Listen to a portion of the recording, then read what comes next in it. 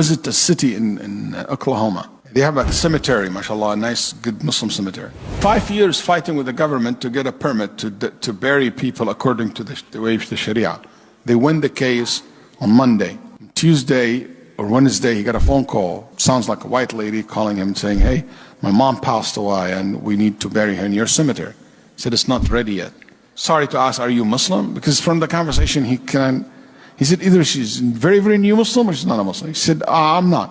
Okay, what about your mom? She said, yes, she is. Okay, you can come to the masjid, I will meet you. So the Imam met her, and he found out that her mom is Chinese American. And basically, her mom came from China, and she arrived last week. And subhanAllah, she's an old woman. She left her husband because her husband left Islam, so she now stays a Muslim. And her husband stayed in America, and he kept the kids, so they raised Christian, or whatever religion that they have. And the mom returned back to China. But, you know, she wants her mom to visit, so she brought her for a visit. And when she arrived, she said, my mom went to the yellow book in the airport. And she took the yellow book, and she looked in the Islamic Center. She even ripped the paper out of the yellow book. She's an old woman. She told her daughter, if anything happened to me here, these are my brothers. And I said, Mom, what do you mean? She said, just that you know. She said, I took it, like I didn't care for her. Maybe she's tired from the long travel. She said, spend the first night, second night she died while she is in her bed. So the Sheikh said, I will bury her in the cemetery. Even if it's not ready, I will make it happen. The first grave in that cemetery, Khutbah al-Jum'ah, he mentioned the story to the people. Everybody prayed Jum'ah that day, almost followed her janazah. Then the family were shocked, and they said to him, why?